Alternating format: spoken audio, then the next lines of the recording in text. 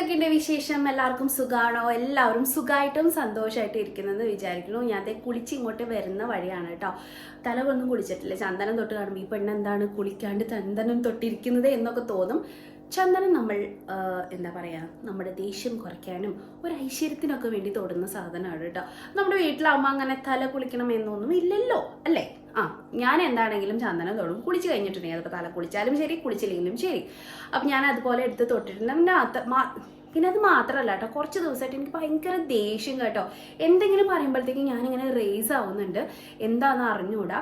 അപ്പോൾ ചന്ദനം തൊട്ട് കഴിഞ്ഞ് ഒരു ചെറിയ തണുപ്പ് കിട്ടുമല്ലോ, അപ്പം എൻ്റെ ദേഷ്യം കോപമൊക്കെ ഒന്ന് കുറഞ്ഞോട്ടെ എന്ന് വിചാരിച്ചിട്ട് കൂടിയിട്ടാണ് ഞാൻ ചന്ദനം തൊട്ടിരിക്കുന്നത് കേട്ടോ. നിങ്ങളൊന്ന് പരീക്ഷിച്ച് നോക്കിക്കോ. അല്ലാണ്ട് ഇപ്പോൾ നമുക്കിപ്പോൾ തലയ്ക്ക് തളമൊന്നും വെക്കാൻ പറ്റില്ലല്ലോ, ദേഷ്യം കോപവും ചൂടൊക്കെ കുറയ്ക്കാൻ വേണ്ടിയിട്ട്. അപ്പം ബെസ്റ്റ് വഴി ചന്ദനം തൊടുക എന്നുള്ളതാണ് കേട്ടോ. പിന്നെ അതൊരു ഐശ്വര്യമാണ്. അപ്പം അത് കാരണം കൊണ്ടാണ് ഞാൻ ചന്ദനം തൊട്ടിരിക്കുന്നത്. അപ്പോൾ ഇന്നലെ വൈകുന്നേരം തലയൊക്കെ കുളിച്ച് ഹെന്നയൊക്കെ ഇട്ട് നല്ലപോലെ വാഷ് ചെയ്ത് കളഞ്ഞിട്ടുണ്ടായിരുന്നു. പിന്നെ 2 ദിവസം നമ്മൾ ഹെന്നയോ അല്ലെങ്കിൽ സ്പായോ എന്താണെങ്കിലും 2 ദിവസം നമ്മൾ അത് ഇട്ട് കഴിഞ്ഞിട്ടുണ്ടെങ്കിൽ 2 ദിവസം തല കുളിക്കാണ്ടിരിക്കുന്നതാണ് അതിൻ്റെ ഗുണം കുറച്ചെങ്കിലും നമ്മുടെ തലയിൽ കിട്ടാനായിട്ടുള്ള ഏറ്റവും നല്ല മാർഗ്ഗം കേട്ടോ. പിന്നെ അത് മാത്രമല്ല, എല്ലാ ദിവസവും തല കുളിക്കണത് നല്ലതല്ല കേട്ടോ എന്നൊക്കെയാണ് ഡോക്ടർമാർ പറയുന്നത്. നമ്മളൊക്കെ ചെറുപ്പം തൊട്ടേ എല്ലാ ദിവസവും തല കുളിച്ച് വളർന്നു വന്നിട്ടുള്ള ആൾക്കാരാണ്. പക്ഷെ ഇപ്പോഴത്തെ ഒരു സാഹചര്യത്തിൽ വെള്ളവും ശരിയല്ല, കാലാവസ്ഥയും ശരിയല്ല, ഒന്നും ശരിയല്ല. പ്രത്യേകിച്ച് ഇവിടെയൊക്കെ തണുപ്പാണ്. അപ്പം നമുക്ക് എല്ലാ ദിവസവും തലയൊന്നും കുളിക്കാൻ പറ്റിയെന്ന് വരില്ല. കോൾഡ് വിട്ട് മാറിയിട്ടും ചുമ വിട്ട് മാറിയിട്ടുള്ള ഒരു ദിവസം പോലും നമ്മുടെ ജീവിതത്തിൽ ഈ നവംബർ, ഡിസംബർ, ജനുവരി സമയത്ത് ഉണ്ടാവില്ല കേട്ടോ. ഇപ്രാവശ്യം ഫെബ്രുവരിയിലേക്കും കൂടി തണുപ്പ് കിടക്കോ എന്നുള്ളൊരു ടെൻഷൻ എനിക്കുണ്ട്. കാരണം എന്ന് വെച്ചിട്ടുണ്ടെങ്കിൽ അത്രയും തണുപ്പാണ് കേട്ടോ. അപ്പോൾ പറഞ്ഞു വന്നത്, ഇന്നലെ ഹെന്ന ഇട്ടിട്ടുണ്ടായിരുന്നു. അപ്പോൾ ഹെന്ന ഇട്ട് കഴിഞ്ഞപ്പോഴത്തേക്കും ഇന്ന് പിന്നെ ഞാൻ തല കുളിക്കില്ല. 2 ദിവസം ഞാൻ തല കുളിക്കില്ല. അപ്പോൾ എനിക്ക് കോൾഡ് ഇത്തവണ വന്നിട്ടില്ല കേട്ടോ. മിക്കപ്പോഴും ഹെന്ന ഇടുമ്പോൾ ഞാനൊരു 2 മാസം 3 മാസമൊക്കെ കൂടുമ്പോഴാണ് ഹെന്ന ഇടുക. അപ്പോൾ അങ്ങനെ ഇടുമ്പോഴത്തേക്കും എനിക്ക് ചില സമയത്തൊക്കെ കോൾഡ് വരാറുണ്ട്. പ്രത്യേകിച്ച് ഇപ്പോൾ തണുപ്പ് സമയം ആയ കാരണം കൊണ്ട് കോൾഡ് വരാനുള്ള ചാൻസസ് കൂടുതലാണ്. അപ്പോൾ അത് കാരണം കൊണ്ട് ഞാൻ എന്ത് ചെയ്തു, നമ്മുടെ ഹെന്ന മിക്സ് ചെയ്ത് വെക്കണതിൻ്റെ കൂട്ടത്തിൽ 2 ഗ്രാമ്പു അതിനകത്ത് ഇട്ട് വെച്ചിട്ടുണ്ടായിരുന്നു. ഇതെൻ്റെ കൂട്ടുകാരി കല്യാണിയുടെ അമ്മ പറഞ്ഞു തന്ന ട്രിക്കാണ്, അല്ല ടിപ്പാണ് കേട്ടോ. എന്ന് വെച്ചിട്ടുണ്ടെങ്കിൽ ആൻറ്റി പറഞ്ഞത് ഈ ഗ്രാമ്പു ഇട്ട് വെച്ചിട്ടുണ്ടെങ്കിൽ നമുക്ക് കോൾഡ് വരില്ല എന്ന് പറഞ്ഞു. അപ്പം ഞാനതൊരു പരീക്ഷണാർത്ഥം ചെയ്ത് നോക്കി. അത് എനിക്ക് വർക്കായി. ഇനി അത് ഇട്ടത് കൊണ്ടാണോ ഇടാത്തത് കൊണ്ടാണോ കോൾഡ് വരാഞ്ഞെന്നൊക്കെ ചോദിച്ചിട്ടുണ്ടെങ്കിൽ എനിക്ക് അറിഞ്ഞുകൂടാ. പക്ഷെ ഞാൻ ആദ്യമായിട്ടാണ് ഇത് ചെയ്ത് നോക്കുന്നത്. എനിക്ക് വർക്കായി കേട്ടോ. അപ്പം നിങ്ങൾക്കും ഹെന്ന ഇടുമ്പോഴത്തേക്കും എന്തെങ്കിലും കോൾഡോ അങ്ങനത്തെ നീരിറക്കോ എന്തെങ്കിലുമൊക്കെ വരുന്നുണ്ടെങ്കിൽ 2 ഗ്രാമ്പ് ഇട്ട് നോക്കിക്കോ, വർക്കാവാനായിട്ടുള്ള ചാൻസസ് ഉണ്ട്. എന്താണെങ്കിലും എനിക്കിത് വർക്കായി. അപ്പം നിങ്ങൾക്കും വർക്കാവോ ഇല്ലയെന്ന് അറിയണമെങ്കിൽ നിങ്ങളത് ചെയ്ത് നോക്കിക്കോ. 2 ഗ്രാമ്പു നമ്മുടെ ഹെന്ന മിക്സിലേക്ക് ഇട്ട് വെച്ചാൽ മതി കേട്ടോ. അപ്പം കോൾഡ് വരില്ല. ഓക്കെ, പിന്നെ നമുക്ക് അടുക്കളയിലേക്ക് പോവാം. ഞാൻ ബ്രേക്ക്ഫാസ്റ്റ് പോലും കഴിച്ചിട്ടില്ല. എനിക്ക് ഇന്നുണ്ടല്ലോ എന്തോ ഒരു മടി പോലെ കേട്ടോ. അപ്പം ഞാനൊന്ന് കുളിച്ച് ഫ്രഷ് ആയിട്ട് ഇനി അടുക്കളയിലേക്ക് കയറാമെന്ന് വെച്ചിട്ട് കാലത്ത് എണീറ്റപ്പോഴേ എനിക്ക് ഭയങ്കര മടിയായിരുന്നു കേട്ടോ. മടിയാണോ വയ്യായികേൻ്റെ ആണോ എന്തിൻ്റെ ആണെന്ന് അറിഞ്ഞൂടാ. എൻ്റെ ഇൻഫെക്ഷനും കാര്യങ്ങളൊക്കെ ഓക്കെ ആയി വന്നിട്ടുണ്ട്, കുഴപ്പമൊന്നുമില്ല. പക്ഷേ എനിക്ക് ആ മരുന്ന് ഇനിയും തീർന്നിട്ടില്ല. അത് കാരണം കൊണ്ടാണെന്ന് തോന്നുന്നു. എനിക്ക് ഭയങ്കര ക്ഷീണവും കാര്യങ്ങളൊക്കെയാണ്. ഇപ്പം രാവിലെ എണീറ്റ് കാര്യങ്ങൾ ചെയ്യാനൊക്കെ നേരം വൈകി. ശരത്തേടെ ഇന്ന് ഫുഡ് കൊണ്ടുപോയിട്ടില്ല. അവർക്ക് ഇന്ന് ഓഫീസിൽ നിന്നാണ് ലഞ്ച്. അപ്പം അത് കാരണം കൊണ്ട് ഇന്ന് ഫുഡ് കൊണ്ടുപോകണ്ടായിരുന്നു. പിള്ളേർക്ക് കൊണ്ടുപോകണമായിരുന്നു. പിക്കുവിന് ഞാൻ പാസ്ത ഉണ്ടാക്കിയിട്ട് കൊടുത്തേക്കുകയും ചെയ്തു. അവൻ 2 ദിവസമായിട്ട് പറയുന്നു അവന് പാസ്ത വേണം. കുട്ടികളൊക്കെ പാസ്തയും നൂഡിൽസും ഇങ്ങനത്തെ സാധനങ്ങളൊക്കെയാണ് ഫുഡായിട്ട് കൊണ്ടുവരുന്നതെന്നാണ് അവൻ പറയുന്നത്. നമുക്ക് അങ്ങനെ കൊടുത്തയക്കാൻ പറ്റില്ലല്ലോ. എല്ലാ ദിവസവും ഇങ്ങനത്തെ ഫുഡൊക്കെ പിള്ളേരെ കഴിച്ചിട്ടുണ്ടെങ്കിൽ അത് നന്നല്ലല്ലോ എന്ന് വിചാരിച്ചിട്ട് ഞാൻ അങ്ങനെയൊന്നും കൊടുത്തയക്കാറില്ല കേട്ടോ. പക്ഷേ ഇന്ന് അവന് നിർബന്ധമായിരുന്നു. പിന്നെ എനിക്കും കുറച്ച് മടി ഉണ്ടായിരുന്നു എന്ന് കൂട്ടിക്കോ. അപ്പോൾ അത് കാരണം കൊണ്ട് അവനിന്ന് പാസ്തയാണ് കൊണ്ടുപോയിരിക്കുന്നത്. പിന്നെ ചോറിൻ്റെ കറികളൊന്നും ഉണ്ടാക്കേണ്ട കാര്യം എനിക്ക് ഉണ്ടായിരുന്നില്ല. അപ്പം ഞാൻ വിചാരിച്ചു കുറച്ച് നേരമൊക്കെ ഒന്ന് കിടന്ന് ഉറങ്ങാം എന്നൊക്കെ വിചാരിച്ച് ഉറങ്ങി. അവർ പോയതിന് ശേഷം കിടന്നുറങ്ങി എണീറ്റ് കുളിച്ചിട്ടാണ് അടുക്കളയിലേക്ക് പോകുന്നത്. ഇനി വേണം കറികൾ ഉണ്ടാക്കാനും നമ്മുടെ ബ്രേക്ക്ഫാസ്റ്റ് എനിക്കും ഉണ്ടാക്കി കഴിക്കാനും ഒക്കെ കേട്ടോ. അപ്പം നമുക്ക് അടുക്കളയിലേക്ക് പോവാം അല്ലേ. അടുക്കളയുടെ കാര്യമൊന്നും പറയണ്ട കേട്ടോ. വൻ ശോകമൂകമായിട്ടാണ് അടുക്കള കിടക്കുന്നത്. കാലത്തെ ആ ഹറിബറി പരിപാടിയൊക്കെ കഴിഞ്ഞിട്ട് ഞാൻ അടുക്കള ഒതുക്കി ഒന്നും ചെയ്തിട്ടില്ല. ദോശ ഉണ്ടാക്കാനായിട്ട് ഓൺ ചെയ്യാണ്. അതാണ് ഈ കിടുകിടകട ആ സൗണ്ട്. ഒന്നും ചെയ്തിട്ടില്ല കേട്ടോ. ഇവിടെ ഞാൻ കുറച്ച് സ്പ്രൗട്ട് ഇങ്ങനെ വേവിച്ച് വെച്ചിട്ടുണ്ട്. നമ്മുടെ ചെറുപയർ കേട്ടോ, അതിങ്ങനെ വേവിച്ച് വെച്ചിട്ടുണ്ട്. നമുക്ക് സ്പ്രൗട്ട് വെച്ചിട്ട് എന്തെങ്കിലും തോരൻ ഉണ്ടാക്കാമെന്ന് വിചാരിച്ചിട്ട്. പിന്നെ ഈ ഡയറ്റ് ഉണ്ടല്ലോ, ഞാൻ ബാർലി വെള്ളം കുടിക്കുന്നുണ്ട്. അപ്പോൾ ദേ ബാർലി വെള്ളം ദേ കണ്ടോ, ഇവിടെ ബാർലി വെള്ളം തിളപ്പിച്ച് വെച്ചിട്ടുണ്ട്. ഇത് ഒരു ദിവസം കൊണ്ടാണ് കുടിച്ച് തീർക്കേണ്ട, ഒരു 4-5 ഗ്ലാസ് കാണും കേട്ടോ. അപ്പോൾ അത് കുടിച്ച് തീർക്കണം. ഞാൻ ഇന്ന് കുടിച്ചിട്ടില്ല, ആക്ച്വലി തിളപ്പിച്ച് അങ്ങ് വെച്ചിട്ട് പോയതാണ്, പിന്നെ ഞാൻ കുടിച്ചിട്ടില്ല കേട്ടോ. അപ്പോൾ അതെടുത്തിട്ട് ഇച്ചിരി കുടിക്കട്ടെ.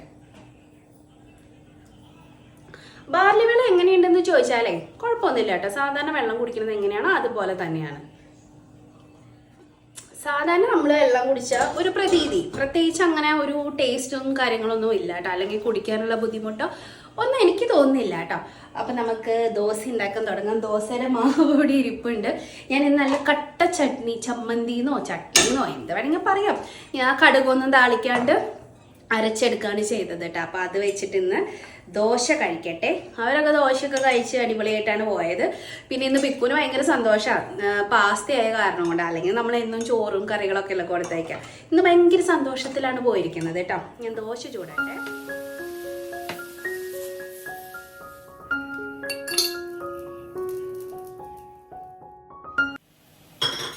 ദോശയാണ് നേരം കൊണ്ട് നമുക്ക് കൂട്ടാൻ്റെ പണികളൊക്കെ നോക്കാം. അപ്പം ഞാൻ എന്താ സ്പ്രൗട്ട് ഇങ്ങനെ വേവിച്ച് വെച്ചിട്ടുണ്ട്, അതിങ്ങനെ പാത്രത്തിലേക്ക് മാറ്റാണ്.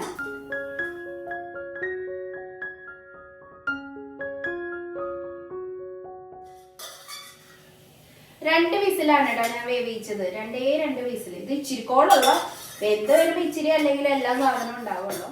കണ്ടാ, ഇത് നമുക്ക് വെറുതെ സാലഡൊക്കെ ഉണ്ടാക്കി തന്നെ അടിപൊളിയാണ്.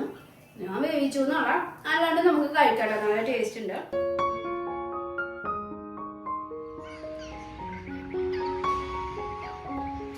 ഞാനേ മോര് കൂട്ടാനാണ് വെക്കുന്നത് കേട്ടോ. ദോശയിൽ ഇച്ചിരി വെള്ളം കൂടി, എനിക്ക് തികഞ്ഞില്ലെങ്കിലോ എന്ന് വിചാരിച്ചിട്ട് ഇച്ചിരി വെള്ളം ഒഴിച്ചതാണ്, പക്ഷെ അത് കൂടിപ്പോയി. മോര് കറി ആദ്യം ഞാൻ വിചാരിച്ചു നമുക്ക് നല്ല കലത്തിലൊക്കെ മൺകലത്തിലൊക്കെ വെക്കാണ്. പിന്നെ എനിക്ക് മടി മൺകലത്തിലാവാനുള്ള സമയം. ഇത് ഞാൻ ഇന്നലെ കഴുകി കട്ട് ചെയ്തൊക്കെ വെച്ചിട്ടുള്ള നമ്മുടെ വെള്ളരിക്കയാണ് കേട്ടോ. കുറേ നാളായി വെള്ളരിക്ക വെച്ചിട്ട് മോരുകറിയൊക്കെ വെച്ചിട്ട്. അപ്പം ഞാനും ഒരു ചെറിയൊരു സവോളയുടെ കഷ്ണം കൂടി ഇട്ടിട്ടുണ്ട്. അതെന്ന് വെച്ചാൽ ഇവിടെ ബാക്കി ഇരുന്നിരുന്നതാണ്, അതുകൊണ്ട് മാത്രം. അപ്പം അത് ഇട്ട് കൊടുത്തിട്ടുണ്ട്. കുറച്ച് വെള്ളം ഒഴിക്കട്ടെ. കുറച്ച് ഉപ്പ് ഇട്ടിട്ടുണ്ട്.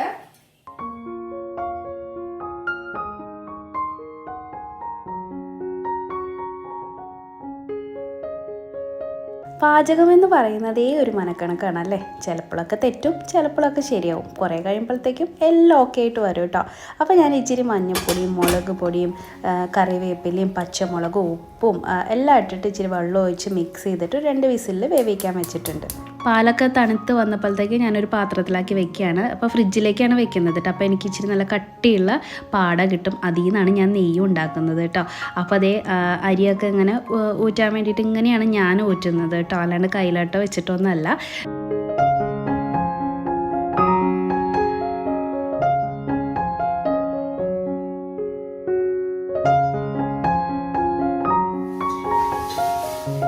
ഇതാണ് നമ്മൾ സ്ഥിരമായിട്ട് നെയ്യ് ഉണ്ടാക്കണ പാത്രം കേട്ടോ. ഇത് കഴുകി വൃത്തിയാക്കിയിട്ടാണ് മുകളിൽ എടുത്തേക്കുന്നത്. അടപ്പുണ്ട്. അപ്പൊ ഞാൻ ഒന്ന് തുടച്ചെടുക്കുകയാണ് ചെയ്തത് കേട്ടോ. അപ്പൊ ഞാനൊന്ന് തുടച്ചെടുക്കുകയാണ് ചെയ്തത്. എന്നിട്ട് കണ്ടോ, ഒരു പാത്രം നിറയെ പാലിന്റെ പാട ഞാൻ കളക്ട് ചെയ്ത് വെച്ചതാ. ഇനി നമ്മൾ ഇത് ഓൺ ചെയ്ത് കൊടുക്കുന്നു. എന്നിട്ട് നമ്മുടെ പാട ഇതിലേക്ക് ഇട്ട് കൊടുക്കാം.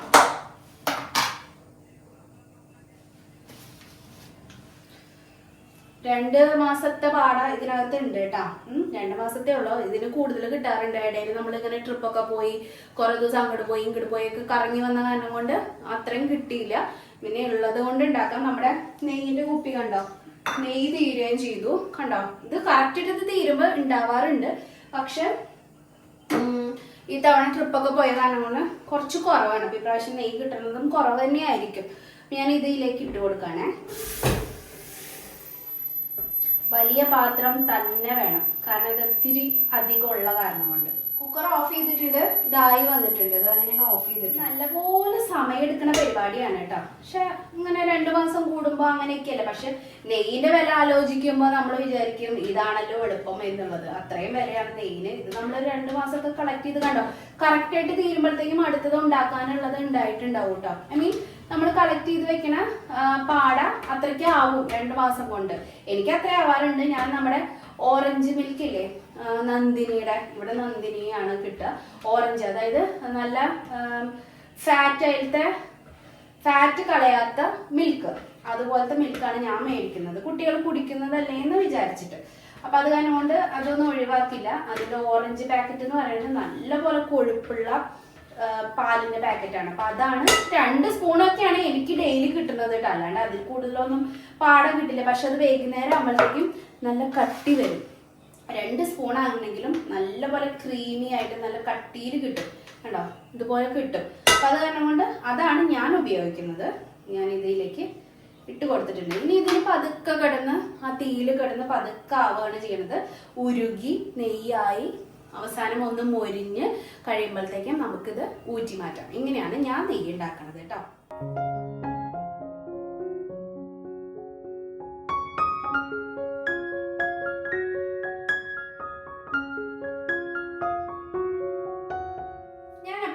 നമ്മുടെ മോരുകൂട്ടാനിലേക്ക് വേണ്ട അരപ്പും കൂടി അങ്ങനെ തയ്യാറാക്കണം. തേങ്ങ ഒക്കെ ശരിക്കും ഇത് ഇരിപ്പണം. ഇനി എങ്ങാനും കറണ്ട് അങ്ങനെ പോയാൽ നമ്മുടെ ഇൻവെർട്ടറിൽ മിക്സി ഓടിക്കാനായിട്ട് പറ്റില്ലല്ലോ. അത് കാരണം കൊണ്ട് ഞാൻ തേങ്ങ 1 കപ്പോളം തേങ്ങ എടുത്തിട്ടുണ്ട് കേട്ടോ. നിങ്ങളുടെ മോരുകൂട്ടാനിലേക്കുള്ള അരപ്പ് എങ്ങനെയാണെന്ന് എനിക്ക് അറിഞ്ഞൂടാ. എല്ലാം ഞാൻ പറഞ്ഞുതരാം. ഞാനൊരു 2 മണി കുരുമുളക് ഇടാറുണ്ട്. പിന്നെ ഞാനൊരു നുള്ള് ജീരകം ഇടും കേട്ടോ. ഒരു 2 മണി ജീരകം ഇടും. നമ്മള് മറ്റേ മോര് കറി വെക്കില്ലേ, അതേപോലെ തന്നെ ഞാൻ ചെയ്യുന്നത്. വെളുത്തുള്ളി ഒരെണ്ണം ഇടുള്ളൂ കേട്ടോ, അത്ര ഞാൻ ഇട്ടിട്ടുണ്ട്. പിന്നെ നല്ല പുളിയുള്ള തൈര് ഒഴിക്കുക. വേണമെങ്കിൽ ഒരു പച്ചമുളക് ഇട്ടിട്ട് നല്ല പോലെ അരച്ചെടുക്കുക.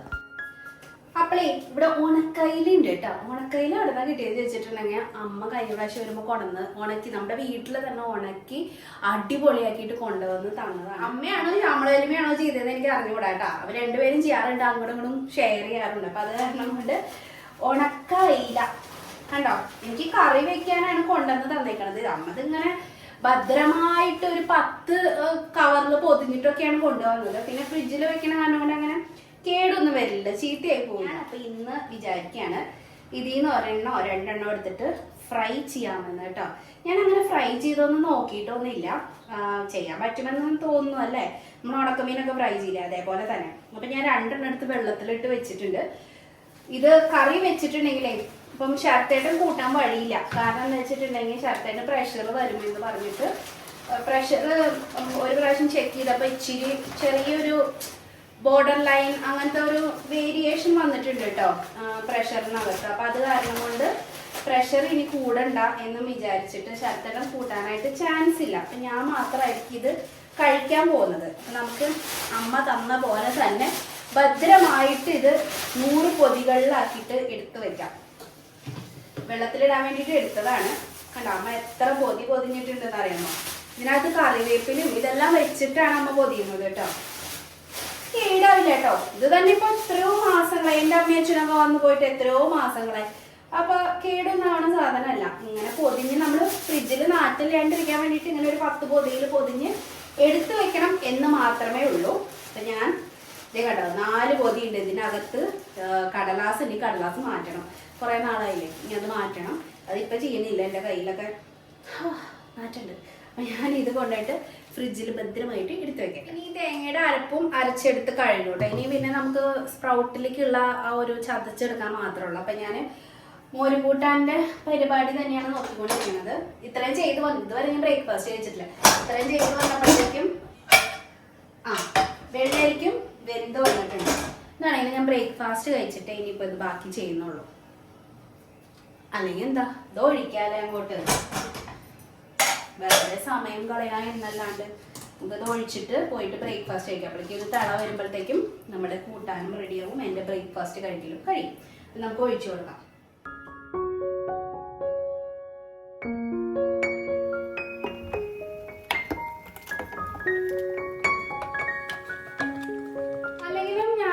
ഒരു 10:30 ഒക്കെ ആയിട്ട് 10-10:30 ആയിട്ട് തന്നെയാണ് ബ്രേക്ക്ഫാസ്റ്റ് കഴിക്കുള്ളൂ കേട്ടോ. നല്ല കട്ട ചമ്മന്തി അരച്ചിട്ടുണ്ട്, ഇത് കൂട്ടി കഴിച്ചു. അപ്പോൾ എടുത്ത് വെച്ചിട്ട് നേരം കുറേ ആയിട്ടുണ്ട്. കുറേ നേരമായിട്ട് കഴിക്കാണ്ട് ഇങ്ങനെ വെച്ചിട്ട് ദോശ തണുത്തു പോയി എൻ്റെ. അടിപൊളി കൊള്ളാം. എൻ്റെ ചമ്മന്തി ആയതുകൊണ്ട് പൊക്കി പറയുന്നതല്ല, ഇങ്ങനെ കട്ടിച്ചമ്മന്തി അരയ്ക്കുമ്പോൾ ഉണ്ടല്ലോ നല്ല ടേസ്റ്റാണ് കേട്ടോ ദോശ തിന്നാൻ. 2 ദോശയുള്ളൂ, 2 ദോശ ഞാൻ തിന്നുള്ളൂ കേട്ടോ. ഒരെണ്ണം കൂടി ഉണ്ടാക്കായിരുന്നു. ഇതിൻ്റെ കൂടെ നല്ലൊരു പാൽ ചായ അല്ലെങ്കിൽ ഒരു കട്ടൻ ചായ ഒക്കെ ഉണ്ടെങ്കിൽ സൂപ്പർ.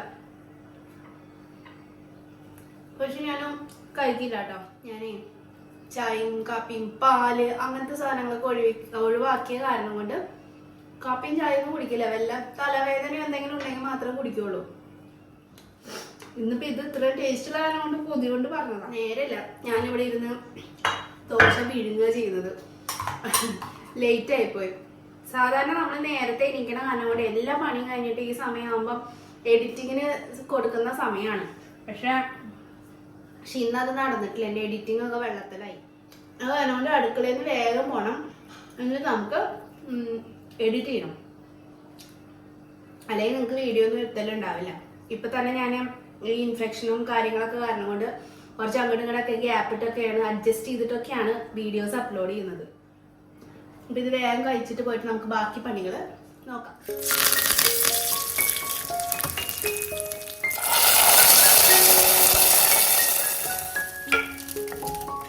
അങ്ങനെ കടുകൊക്കെ താളിച്ചു. ഇച്ചിരി ലൂസായിട്ടാണ് വെച്ചിരിക്കുന്നത്, കാരണം അത് ഇരിക്കുന്നവരൊന്നും ഒരു കട്ടി വരും കേട്ടോ. അപ്പോൾ അതങ്ങനെ തയ്യാറാക്കി വെച്ചു. ഇനി ഉച്ചയാകുമ്പോഴത്തേക്ക് നല്ല ടേസ്റ്റ് ആവും, കാലത്തെ ഉണ്ടാക്കി വെച്ചിട്ടുണ്ടെങ്കിൽ.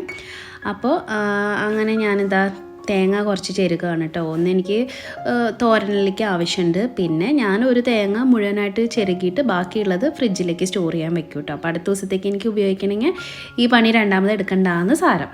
ഇനിയിപ്പോൾ സ്പ്രൗട്ടിൻ്റെ തോരൻ ഉണ്ടാക്കുകയാണ്. ഞാൻ കടുകും വറ്റൽമുളകും ഉഴുന്നുപരിപ്പും കറിവേപ്പിലൊക്കെ പൊട്ടിച്ചു. അത് കഴിഞ്ഞ് സ്പ്രൗട്ട് ഇട്ട് കൊടുത്ത് വേവിച്ചതാണ് കേട്ടോ. അല്ലാണ്ടും നമുക്ക് ഇതിനകത്ത് ഇടാം കേട്ടോ. ഇതിൽ കിടന്നിട്ട് ഒരു ചെറിയ വേവ് ഇതിൽ നിന്ന് നമുക്ക് ചെയ്തെടുക്കാവുന്നതേ ഉള്ളൂ. പിന്നെ നമ്മുടെ ഉണക്ക അയില വറക്കാൻ വെച്ചിട്ടുണ്ട്.